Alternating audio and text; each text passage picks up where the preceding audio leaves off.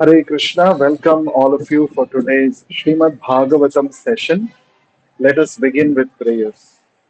Nama Om Vishnu Padaya Krishna Presthaya Bhutale Srimate Bhakti Vedanta Swamin Niti Namine Namaste Saraswate Deve Gauravani Pracharine Nirvishesha Shunyavadi Paschatya Deshatarine जय श्री कृष्ण चैतन्य प्रभु नित्यानंद श्री अद्वैत गदाधरा श्रीवासादि गौर भक्त वृंदा हरे कृष्ण कृष्ण कृष्ण हरे हरे हरे राम राम राम हरे हरे नारायणं नमस्कृत्य नरं चैव नरोत्तमं देवीं सरस्वतीं व्यासं ततो जयमुदीरयेत् नष्टप्रायेषु अभद्रेषु नित्यं भागवत सेवया भगवति उत्तमश्लोके भक्तिर्भवति नैष्टिकी Reading from Srimad Bhagavatam, Canto 1, Creation, Chapter 8, entitled Prayers by Queen Kunti and Parikshit Saved. Text 18. Kuntyuvacha Namasye Purusham Tvadyam Ishwaram Prakrite Param Alakshyam Sarva Bhutanam Antarbahiravasthitam. Translation and purport by His Divine Grace Vishwaguru Abhay Charanaраvinda Bhakti Vedanta Swami Srila Prabhupada. Translation. Srimati Kunti said, O Krishna, I offer my obeisances unto you because you are the original personality and are unaffected by the qualities of the material world. You are existing both within and without everything, yet you are invisible to all. Purport. Srimati Kunti Devi was quite aware that Krishna is the original personality of Godhead, although he was playing the part of her nephew. Such an enlightened lady could not commit a mistake by offering obeisances unto her nephew. Therefore, she addressed him as the original Purusha beyond the material cosmos. Although all living entities are also transcendental, they are neither original nor infallible. The living entities are apt to fall down under the clutches of material nature, but the Lord is never like that. In the Vedas, therefore, he is described as the chief among all living entities. Nityo Nityanam Chetanas Chetananam. Katha Upanishad 2.2.13. Then again he is addressed as Ishvara or the controller. The living entities or the demigods like Chandra and Surya are also to some extent Ishvara, but none of them is the supreme Ishvara or the ultimate controller. He is the Parameshvara or the Super Soul. He is both within and without. Although he was present before Srimati Kunti as her nephew, he was also within her and everyone else. In the Bhagavad Gita, chapter 15, verse 15, the Lord says, I am situated in everyone's heart, and only due to me one remembers, forgets, and is cognizant, etc. Through all the Vedas, I am to be known because I am the compiler of the Vedas and I am the teacher of the Vedanta. Queen Kunti affirms that the Lord, although both within and without all living beings, is still invisible. The Lord is, so to speak, a puzzle for the common man. Queen Kunti experienced personally that Lord Krishna was present before her, yet he entered within the womb of Uttara to save her embryo from the attack of Ashwathama's Brahmastra. Queen Kunti herself was puzzled about whether Sri Krishna is all pervasive or localized. In fact, he is both, but he reserves the right of not being exposed to persons who are not surrendered souls. This checking curtain is called the Maya, energy of the Supreme Lord, and it controls the limited vision of the rebellious soul. It is explained as follows. Thus ends the Bhakti Vedanta purport. So today onwards we are beginning the prayers by Queen Kunti. It is one of the very first elaborate prayers that we come across in the Srimad Bhagavatam. And these prayers of Queen Kunti have various lessons for us to learn. When pure devotees offer prayers to the Lord, they offer prayers to the Lord not just for their personal purification, but they offer prayers to instruct all of us how to offer prayers to the Lord. Therefore, the Srimad Bhagavatam specifically is full of wonderful prayers, various prayers offered by different devotees of the Supreme Lord. And all of these prayers, they are both glorifications of the Supreme Lord, plus they are instructions for the conditioned souls like all of us. So, Kunti Devi, she was present and she witnessed how Lord Krishna saved the last descendant of the Pandu family, that is Maharaj Parikshit, who was still in the womb of his mother Uttara, from the disastrous, from the powerful Brahmastra released by Ashwathama. Kunti Maharani could see that by his transcendental powers, even though Krishna was present in front of her own eyes, he had entered within the womb of Uttara to protect her grandson. So, therefore, immediately Kunti Devi came forward and she offered prayers to the Lord.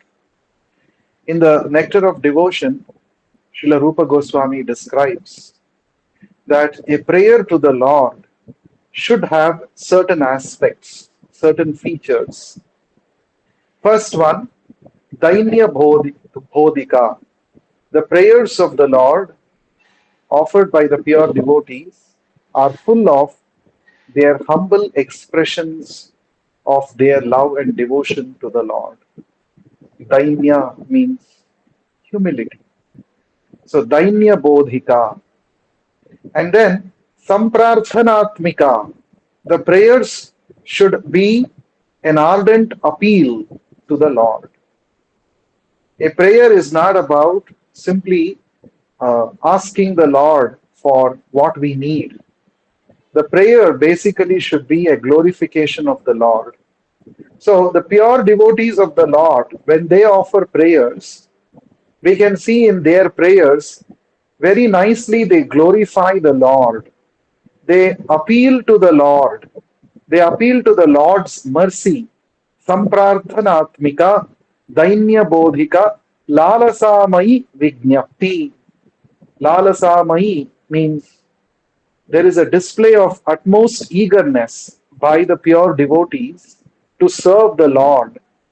And this display of eagerness we can see in these prayers offered by Kunti Devi, about which we are going to discuss starting from today. So, and it should be Lalasamai Vignapti. Vignapti means a request. Requesting the Lord to kindly engage us in His devotional service. Requesting the Lord to take us out of illusion so that we can understand the true position of the Lord and we can also realize our true position with respect to the Lord, that we are eternal servants of the Lord. These are all different aspects of the prayers uh, which we can see throughout the Bhagavatam, prayers offered by pure devotees. So, prayers offered by pure devotees contain glorification of the Lord, and they also contain realization of these pure devotees. Therefore, when we study these prayers, we also get a understanding about how the pure devotees like Kunti Maharani realized the actual position of the Lord. So this can help us also to understand about the Lord. Therefore, we have to carefully study these prayers. We should not only study these prayers, Srila Prabhupada has recommended that we should also memorize these prayers. Because every day we may come across various dangerous situations in our life, various difficulties in our life. If we memorize these prayers, standard prayers offered by pure devotees, and at the time of danger or difficulty, if we could recollect these prayers and offer these prayers in a helpless state of mind, then surely we will get the reciprocation of the Lord. Actually, Srila Prabhupada says, whenever we are in danger, it is very natural for us to offer prayers. Not only we see this in civilized human beings, but we will see this quality even in the aborigines and tribal people. Even they, when they are encountering some difficulty or dangerous condition in their life, they also offer some prayer, appealing to a higher power for their protection. This is very natural for us. But then Srila Prabhupada also says the very fact that we are in the material world means that we are engulfed by dangers from all directions, isn't it? Padam padam yat vipadam. That is the nature of this material world. Every step there is a danger awaiting each one of us. Therefore, constantly we should keep offering prayers to the Lord. This is very important feature of a devotee. A devotee knows that anytime danger can fall upon me, so next moment I may not be able to remember the Lord properly. Therefore, now let me offer prayers to the Lord. And Prabhupada gives the example of Gajendra in the 8th canto of Srimad Bhagavatam. Just like Gajendra, he was having a nice time with his family members in the lake. All of a sudden, a crocodile attacked Gajendra. And even though Gajendra is such a mighty animal, very powerful, but he could not rescue himself from the clutches of the crocodile. He tried his best for a long period of time to release himself, but then day after day he was becoming weaker and weaker. On the other hand, crocodile was growing stronger and stronger. And then he realized, Gajendra realized that it is not possible for himself to protect himself. Therefore, by the Lord's mercy, he was able to remember the prayers that he had learned in his past life as Maharaj Indradyumna from his spiritual master. So immediately he was able to remember those prayers and he offered those prayers in an utter state of helplessness and appealed to the Lord for protection. And immediately the Lord appeared on Garuda Vahana and protected Gajendra. So Srila Prabhupada says, just like Gajendra, he remembered, he learned certain prayers in his past life, and that helped him at his critical moment.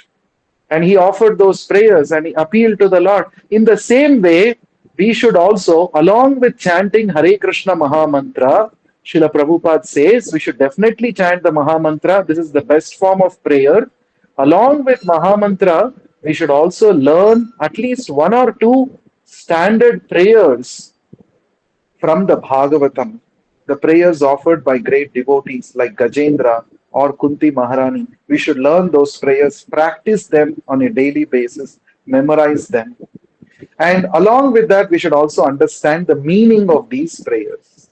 That will help us to get to the right mood, right consciousness while offering these prayers. So let us try to understand the meaning of the first two prayers of Kunti Maharani in today's session. We just now read the first prayer. Kunti Devi is praying, Namasye Purusham Tvadyam Ishwaram Prakrute Param Alakshyam Sarva Bhutanam Antarbahir Avasthitam. Very beautiful prayer. So, Namasye, Kunti Devi is beginning her prayer with this word, Namasye. Namasye also means Namaste. Namasye means let me bow down. Namaha. So this word we have understood many times.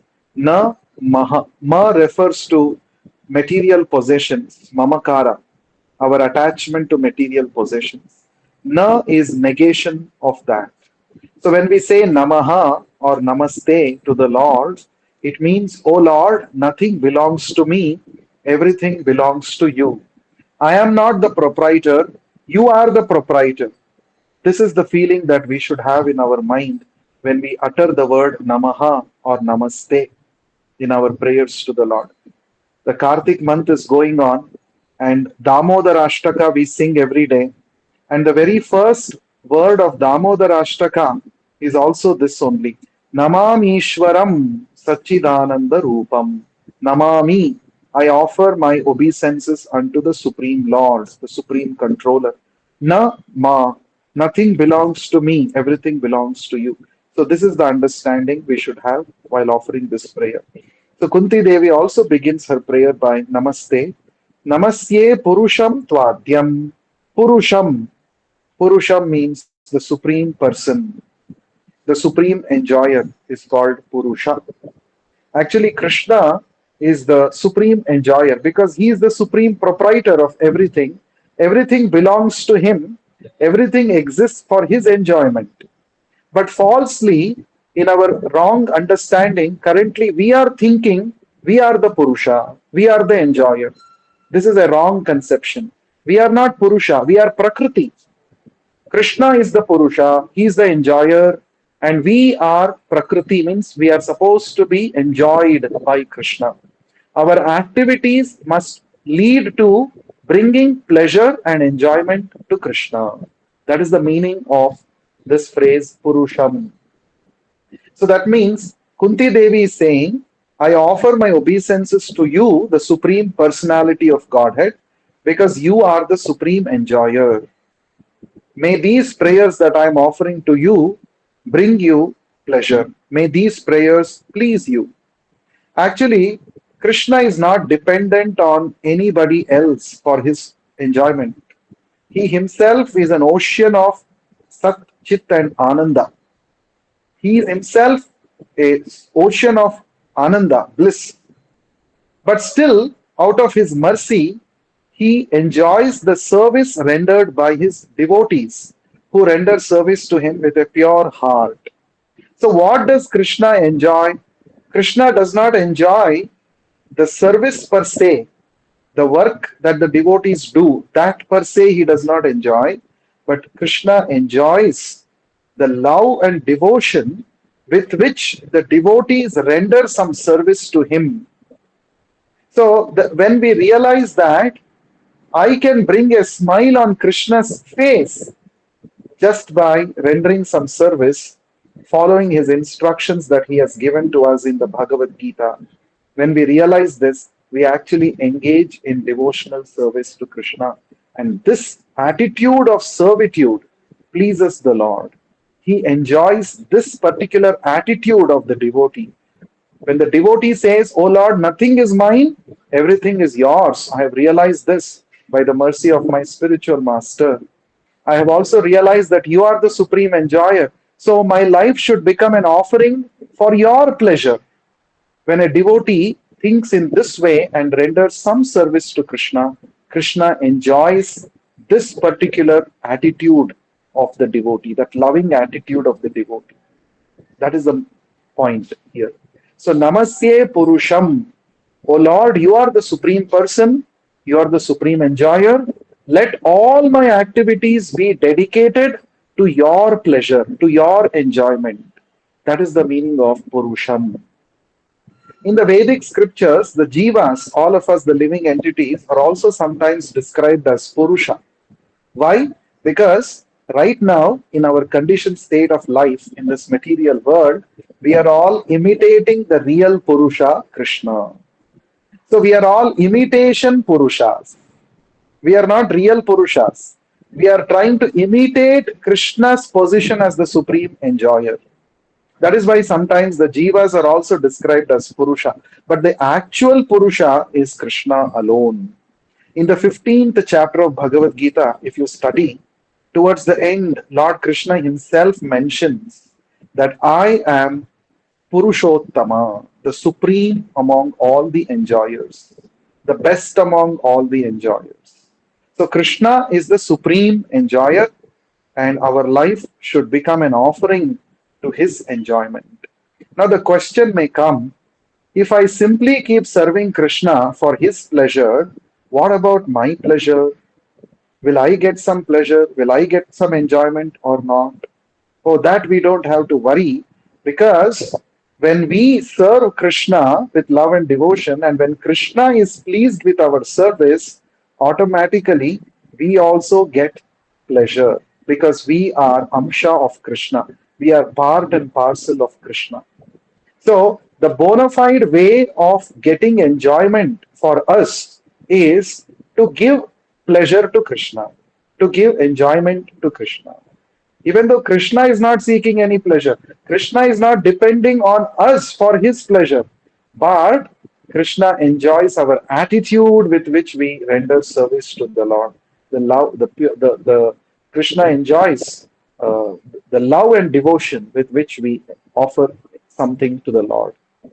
So, why is Krishna enjoying our love and devotion?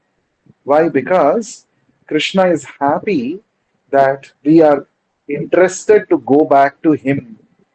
So, when we render service to the Lord, what are we indicating to the Lord? We are indicating to the Lord that, oh Lord, so many lifetimes I have forgotten you, and I have tried my level best to enjoy independent of you in this material world, but I have failed utterly, and I'm stuck in the miserable cycle of birth and death. Now I have realized that I belong to you. Now I realize that I am your eternal servant. Therefore, I want to come back to you, to the spiritual world.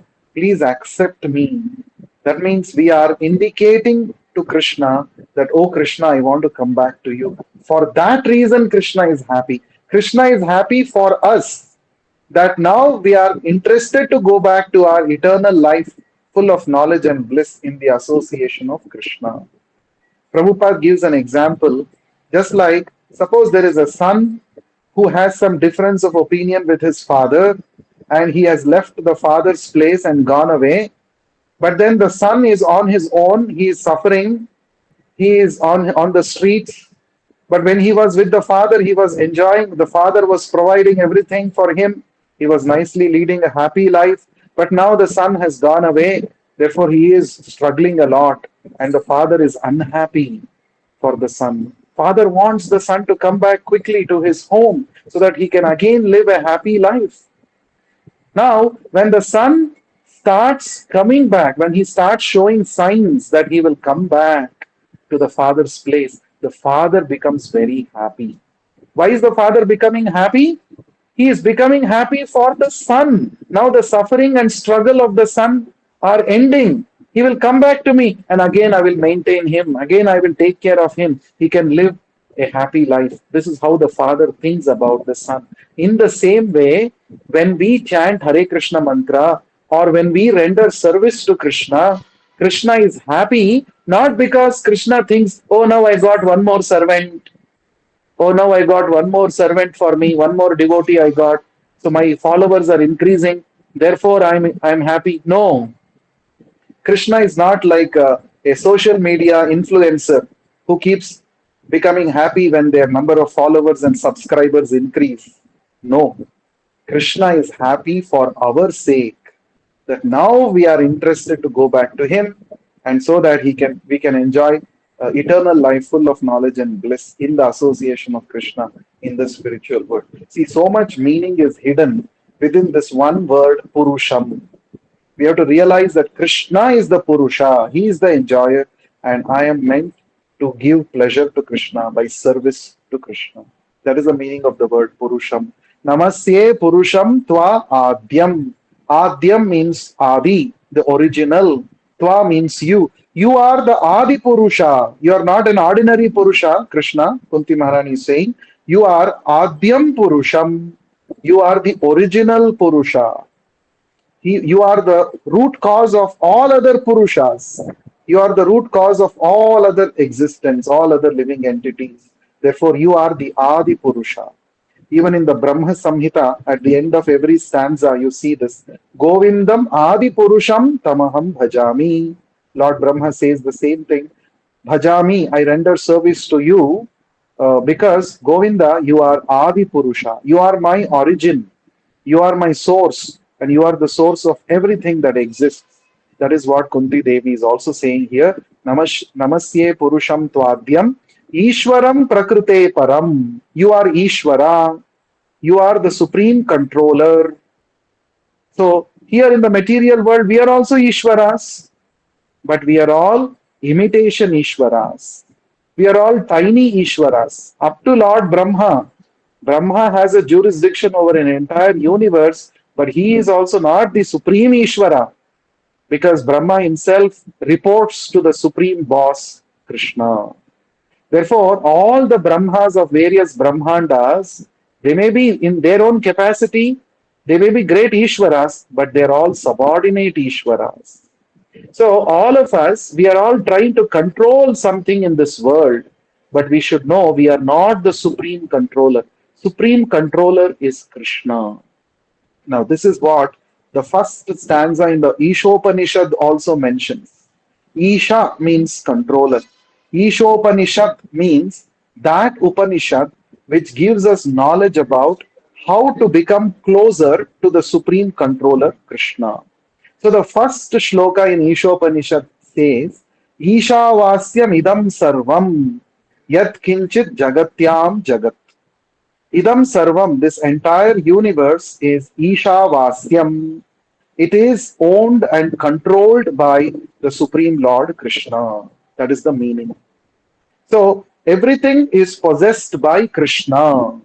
Now you can see the connection between Namastye and Ishwaram. Why these two words are coming together. Even in Damodarashtaka, in the very first stanza, these two words are coming together. Namasye, namami means nothing belongs to me. Ishwaram, everything belongs to you. You are the supreme controller, Krishna. That is the connection between these two words. And Namasye, Purusham Twadhyam, Ishwaram, the supreme controller, Prakrute Param. So we are also Ishwaras. We are controlling some people, some gadgets in our life, but we are not Prakrute Param. Prakrute Param means beyond, Prakrute means the material cosmos. We are bound by the laws of Prakriti. Therefore, we cannot call ourselves to be Prakrute Param. Whereas Krishna is the only Ishvara who is Prakrite Param, who is beyond the control of material nature. Krishna demonstrated that even when he was present in this planet 5,000 years ago. He performed so many pastimes where he showed that he is above the laws of material nature. He is not under the control of material nature. Krishna showed that through his pastimes. Damodar Leela or Govardhan Leela is one such example. If you see Damodar Leela, an ordinary rope cannot bind me. That is what Krishna showed. Mother Yashoda brought all the ropes which were there in her house, connected to one another, and each time she tried to bind Krishna, Krishna could not be bound because the rope each time was 2 inches too short. So, how can the Supreme Lord, who is transcendental to the laws of material nature, who is immeasurable, aprameya, he is aprameya, immeasurable, how can he be controlled by an ordinary rope? How can he be bound by an ordinary rope? This is what Krishna is demonstrating in this Damodar Leela. What is the rope which finally Krishna agreed to be bound by? Krishna was bound by the rope called bhakti. When he saw that Mother Yashoda is putting so much efforts to bind him, then finally Krishna said, okay, I will agree to be bound. So it was because of the bhakti and preeti, love of Mother Yashoda, that Krishna was bound, not by an ordinary material rope. And that rope which Mother Yashoda used to bind Krishna, because finally Krishna agreed to be bound, and Mother Yashoda used that rope to bind Krishna, that rope was no more material because it bound Krishna. Krishna agreed to be bound by that rope. Therefore, that rope became spiritual. That is why at the end in the Damodar Ashtaka, we offer obeisances to the Dama, to the rope also. We offer obeisances to the rope which bound Krishna. Uh, he voluntarily agreed to be bound. So therefore, here it is said, Ishwaram Prakrite Param. So Krishna is beyond the jurisdiction of the laws of material nature. He is that kind of Ishwara. That's why he is called the Supreme Ishvara. Even the great devatas like Brahma and Shiva are bound by the laws of Prakriti, but Krishna is beyond the laws of Prakriti. Now, this is confirmed even by the greatest impersonalist, Sripada Shankaracharya, in his Gita Bhashya. Prabhupada quotes Shankaracharya's Gita commentary. He says, Narayana Paro Avyaktat. Narayana is Paraha. He is beyond the range of material laws. That is the position of Narayana or Krishna. And Kunti Devi has realized truly Krishna's position. Kunti Devi had no mistaken idea that this Krishna is my ordinary nephew. He is the son of my brother Vasudeva, therefore he is related to me as a nephew, and he is the cousin of my sons, the Pandavas. That's all is his position. No, Kunti Devi did not have this kind of a wrong understanding, misconception about Krishna. Kunti Devi was very well aware that even though Krishna is playing the part of the cousins of my sons Pandavas, or he is playing the part of my nephew, but he is Ishwaram Prakrite Param. He is beyond the jurisdiction of this material cosmos. So, this is the real understanding of Krishna which Kunti Devi had. So, when we understand these prayers offered by Kunti Devi, we get a sneak peek into the realizations of Kunti Devi that she had about Krishna. And this helps us to follow in the footsteps of Kunti Devi so that we can also render service to Krishna by understanding him carefully. In the third line, Kunti Devi says, Alakshyam sarva bhutanam antah bahir avastitam. The third and the fourth line. Alakshyam means invisible. O Krishna, even though you are sarva bhutanam antar bahir avasthitam, you are present both within and without all the living beings. You are present inside the body of every living being as the Paramatma, and you are also present outside. You are present in front of my eyes as the Supreme Lord. Even though you are present like this, both within me and outside me, you are alakshyam, you are invisible. You are invisible. Why? Because you are covered by Maya. The veil of Maya is covering my vision, and that is why I'm not able to appreciate your real greatness. So, more about this, Kunti Devi says in the next stanza. But then Krishna himself tells in the Bhagavad Gita, Naham Prakasha Sarvasya Yogamaya Samavritaha. Krishna says, I don't reveal myself to anybody and everybody because I am covered by my Yogamaya potency, by my creative potency. So it is Yogamaya which actually covers our vision of the Lord. So many a times I have seen devotees coming to the temple to have darshan of the Lord, but more than appreciating the transcendental beauty of the Lord, they get lost in the thoughts. Oh, they come and ask, Oh, Prabhuji, is this all gold? Is the entire thing gold? So they are more attracted to the gold. But actually, Krishna is all attractive. We should become attracted to Krishna. Instead of becoming attracted to Krishna, we are becoming attracted to gold. What is the attraction of gold in comparison to the supreme attraction of Krishna? Gold is simply some mud, some transformation of earth. It is just one of the energies of Krishna. If one of the energies of Krishna is so attractive, what about Krishna, who is the supreme creator of all such many such gold mines? So Instead of getting attracted to material things, we should get attracted to Krishna. But it is Maya which actually puts a curtain to our eyes. Even when Krishna comes in front of us, instead of getting attracted to Krishna, we get attracted to some material thing. So that is why Kunti Maharani is saying, Alakshyam Sarva Bhutanam. People are not able to see you because they are actually attracted by your Maya. Your Maya prevents them from getting attracted to you. That is what Kunti Devi is saying. So Alakshyam, not able to see you because of Maya. And even though you are present, Antar Bahir, inside me and outside of all living entities, we are not able to see you. This is very important. We sing Narasimha Kirtan also every day, and in that prayer also it comes Bahir Narasimha, Hrudayer Narasimha, Narasimha Madim Sharanam Prapadye. O Narasimha Deva, you are present Bahir, outside me, and Hrudayer, inside my heart also you are present. So you are the supreme reality who is present within me and outside me. And you are the origin, Adim. Therefore, Sharanam Prapadye. Therefore, I am surrendering to you. So, surrendering to Krishna is a natural consequence of understanding the greatness of Krishna.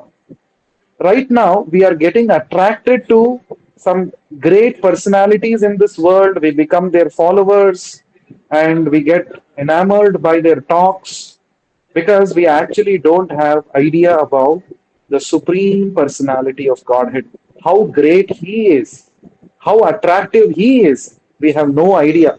That is why we have to study the scriptures. When we study the scriptures, we understand how great is Krishna. I was wasting my time following some person of this world who is also a conditioned soul like me. Instead of that, today I have understood the greatness of Krishna and let me try to perceive him. Let me try to serve him and get attracted to him. So, this is the meaning of this prayer. Antar Bahir Avasthitam Alakshyam Sarva Bhutanam. So, the Lord is present in my heart, the Lord is present in the hearts of every living entity. So, this Maya, why does the Maya put a checking curtain to the eyes of the living entities? Because we are mudha, we are foolish, we have no interest in serving Krishna. So Maya is that agent which makes sure that only those who deserve, those who love Krishna, they get access to Krishna. So Maya is like the security officer, security guard for Krishna. Krishna should not be disturbed by those who are not having any love and devotion to him. Therefore, this Maya Devi traps them. Maya Devi makes them get attracted to something else and they miss the real point, the real object of attraction, Krishna. So that is why Maya exists. So Maya controls our limited vision, controls the limited vision of the rebellious souls who have no attraction, love for Krishna. But then, when we come in contact with a pure devotee, spiritual master, and accept his instructions and start rendering service to Krishna, then slowly the curtain of Maya will be gone and we will be able to see Krishna face to face. That's what Krishna says also in the seventh chapter. If you surrender to me, you will be able to overcome the influence of Maya. And who teaches us how to surrender to Krishna? That is the pure devotee spiritual master. That means if we want to conquer over the Maya, which is otherwise very difficult to overcome, the only means is to take shelter of a pure devotee spiritual master who has taken absolute shelter at the lotus feet of Krishna and simply accept his instructions and render service to Krishna according to his guidance.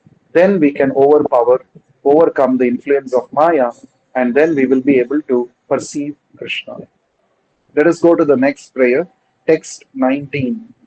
Maya Javanikachannam Agnyadokshajam Avyayam न लक्ष्यसे मूढ़दृशा नटो नाट्यधरो यथा.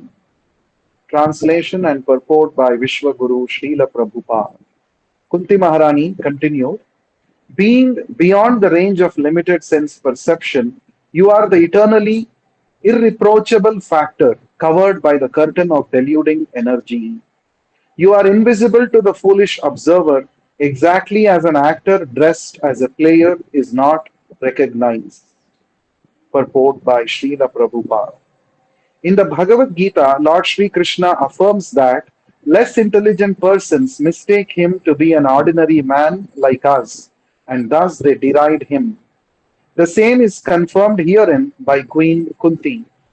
The less intelligent persons are those who rebel against the authority of the Lord.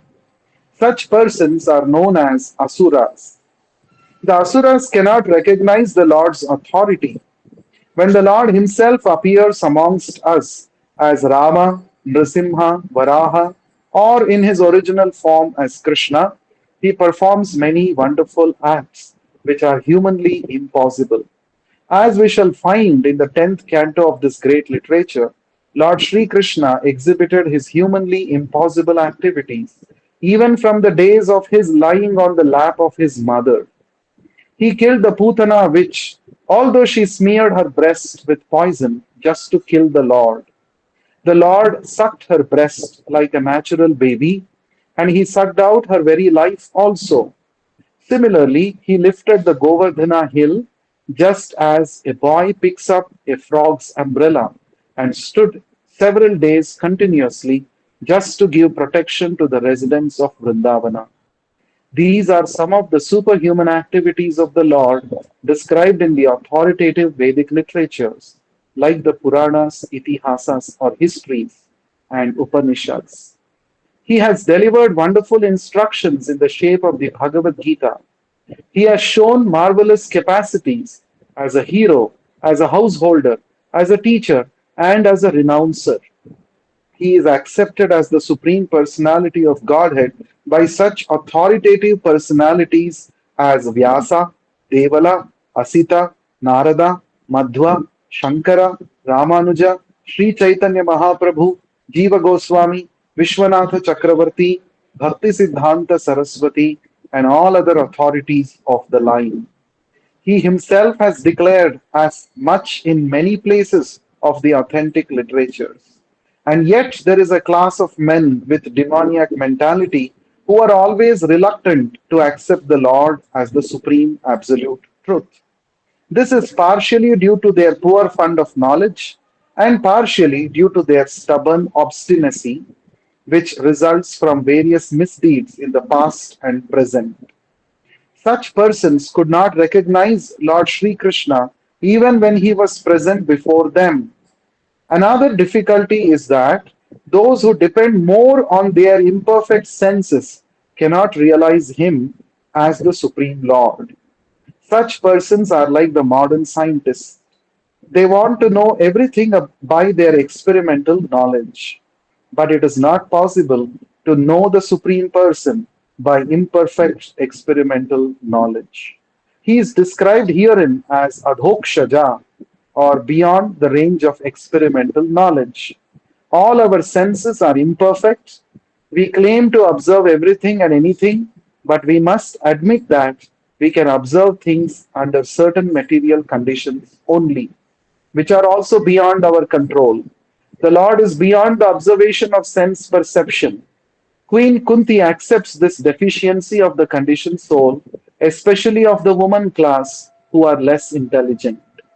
For less intelligent men, there must be such things as temples, mosques, or churches so that they may begin to recognize the authority of the Lord and hear about Him from authorities in such holy places. For less intelligent men, this beginning of spiritual life is essential, and only foolish men decry the establishment of such places of worship, which are required to raise the standard of spiritual attributes for the mass of people. For less intelligent persons, bowing down before the authority of the Lord, as generally done in the temples, mosques, or churches, is as beneficial as it is for the advanced devotees to meditate upon him by active service. Thus ends the Bhakti Vedanta purport. A very beautiful, elaborate purport we read just now by Srila Prabhupada. So let us see the second verse here in the prayers of Kunti Devi. Maya Javanika Achannam. Achannam means to be covered. Javanika or Yavanika means curtain. And Maya means the deluding power, the illusion, illusory power. So Maya Javanika Achannam. So Ajnadhokshajam Avyayam. Agnya means ignorant. Agnya means ignorant. Adhokshajam means beyond the range of material conception or transcendental. So the Lord, the vision of the materialistic people is covered by the curtain of Maya, and they are all described here as Agnya. The people in the material world, all of us, we are called Agnya. Agnya means ignorant. What are we ignorant of? We are ignorant about the Lord's true position. We are ignorant about ourselves also. So, the Lord is Adhokshajam. Adhokshaja means he is beyond the limited range of our senses. Akshaja means that which can be perceived through our senses. Adhokshaja means the Lord is called Adhokshaja because he cannot be perceived by our material senses. This is what is mentioned in the Padma Purana. Srila Prabhupada quotes this verse very often. He says, Atha Shri Krishna Namadi na bhaved grahyam indriyaihi. Through our indriyas, we cannot grahyam, we cannot grasp Krishna, Krishna's name, Krishna's form, Krishna's qualities, all of these things we cannot understand through our material senses. Then how do we understand him? We should give up our false ego, and we should give up our speculative tendency to understand Krishna. What do we do? Prabhupada writes in the purport about experimental way of understanding Krishna. So we are all saying now, uh, just like in the olden days, in the other yugas, Dwapar Yuga, Treta Yuga, Satya Yuga, the scriptural knowledge was considered the authority. Everybody would like to lead their life based on the scriptural instructions. So scriptures were considered as the authority. But in this Kali Yuga, the fallen age, we consider science, experimental science as a great authority. And we want to lead our life based on what the science says. So many times when we try to explain about Krishna, many people say, is it scientific? Can you please explain scientifically? That means they are considering science to be the basis of their understanding of this world. But actually, science itself is limited. Why? Because science, its domain is limited only to our senses. What our senses can perceive, only that the science can explain. So, therefore, the knowledge that we get from science is limited, and it is bound to be defective because we are depending on our imperfect senses to gather knowledge through our experimental observations. So, that is not the perfect way of acquiring knowledge. There are three ways of acquiring knowledge as per the scriptures: Pratyaksha Pramana, Anumana Pramana, and Shabda Pramana. Pratyaksha Pramana means gathering knowledge through our senses, observation. Anumana Pramana means speculation, using our information that we have gathered through our senses. We try to apply some reason and logic and try to come up with some hypothesis, some theories. That is called Anumana Pramana.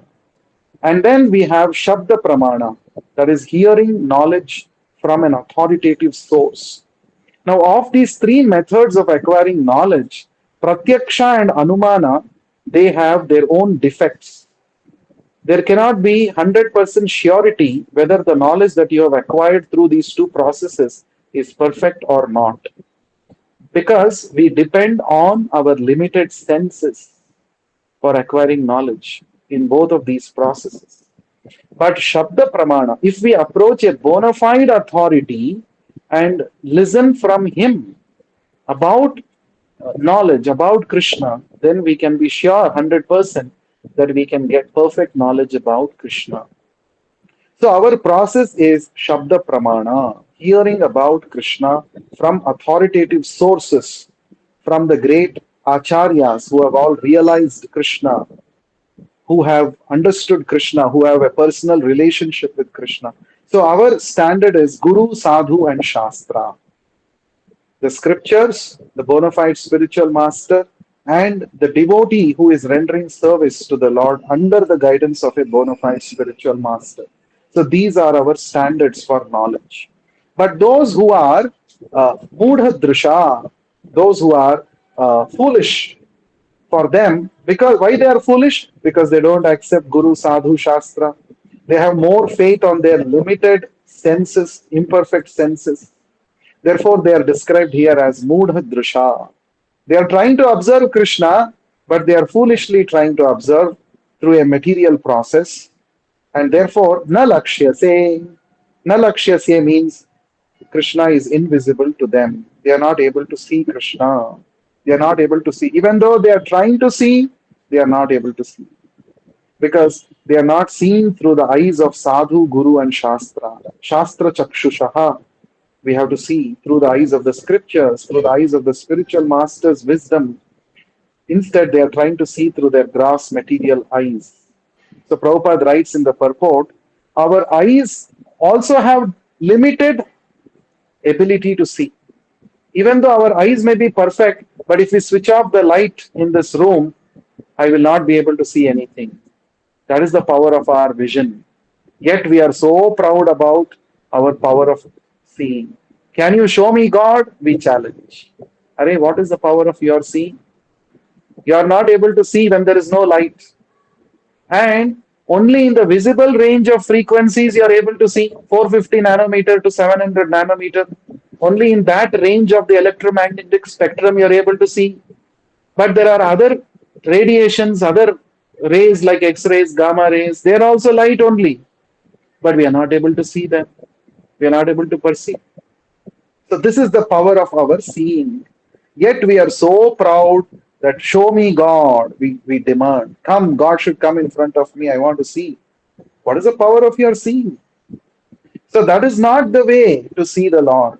If we try to see the Lord through our materially limited senses, then we become mudha, foolish. So a very nice example Kunti Maharani says in the last line of the shloka, Nato Natya Dharo Yatha. Nataha means an expert artist. Natya Dharaha means who is dressed as a player on the stage, right? Many a times, if we have seen some plays, some dramas, even in our folk, we have some dramas. And you may know that devotee personally, you may have seen him, you may have spoken to him, but on the drama stage, since he is wearing a different costume and he is put up some different makeup, you are not able to recognize. At the end, in the curtain call, he has to come and introduce, I am such and such who played this role. Oh, then it will flash. Oh, this person, I know him. Oh, I was not able to recognize him because of his costume, right? So because of his costume, he became invisible. He was not, he was unrecognizable. In the same way, Kunti Maharani is saying, Krishna is like that. Krishna is present right in front of our eyes. But to a foolish observer, he is invisible. He is unrecognizable. Just like an actor who is dressed on a drama stage is not recognized. So this is the, so what is that which is stopping us from understanding Krishna? Why don't we surrender to Krishna? Prabhupada says there are two reasons. Why there are demoniac people called asuras? Asuras means those who deny the existence of the Lord. Those who want to make their own plans, those who want to challenge the authority of the Lord, they are called asuras. When we study Ramayana Mahabharata, there were limited number of asuras at that time. Ravana, Kumbhakarna, or Kamsa, you know, such people were there in the past. But now in the Kali Yuga, everybody has this asuric tendency. Everybody says, "Oh, why should I surrender to Krishna? I will figure it out myself. Why should I hear Bhagavad Gita? I will figure it out myself. I am capable. I don't want to surrender to any authority, any god." This is the asuric mentality. So why we have this asuric mentality? Because of two reasons, Prabhupada says. One is partially due to the poor fund of knowledge. This is a very beautiful phrase you will find only in Srila Prabhupada's books. Poor fund of knowledge. Because of lack of proper understanding about Krishna. So because of ignorance about Krishna's position, we don't want to surrender to Krishna. That is the first reason. Second reason, Prabhupada says, and partially due to their stubborn obstinacy, which results from various misdeeds in the past and present. Because we have committing sinful activities, we have been committing sinful activities in the past lives and in this life also. So we have misused our free will repeatedly. So we have become stubborn because of the sinful impressions of the past lives. We have become so rebellious against the Lord that we don't want to surrender to Krishna. We don't want to know about Krishna. This is our stubborn obstinacy. So this is what Prabhupada says. Because of these two reasons, we are reluctant to accept the Lord as the supreme absolute truth and render service to Him. So how can we come out of these two things? So that is explained in the very beginning of the Bhagavatam. What we should do, Nityam Bhagavata Sevaya. Every day we should go on hearing Srimad Bhagavatam. What happens when we hear Bhagavatam? We actually get out of all our anarthas.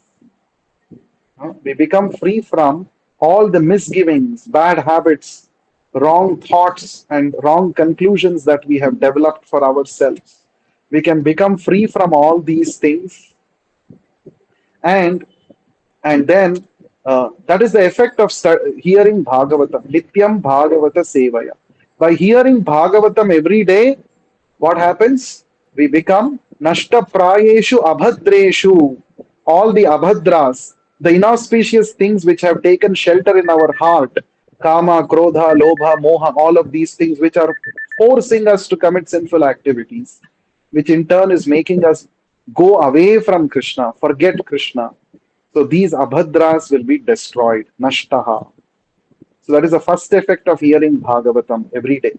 Nashta prayeshu abhadreshu nityam Bhagavata sevaya Bhagavati uttama shloke bhaktir bhavati naishtiki. We become firmly fixed up with full conviction in devotional service to Krishna. That is the second effect of hearing Bhagavatam every day. So Bhagavata Sevaya has got two meanings. One is to hear the book Bhagavatam. The second is to serve the person Bhagavatam, the pure devotee of the Lord. Both have the same effect. When you serve Bhagavatam, when you serve the pure devotee Bhagavata, our misgivings will go and we become fixed up in devotional service. This is what Bhaktivinoda Thakur says in one of his songs in the very beginning. Shuddha Bhakata Charana Renu Bhajana Anukula.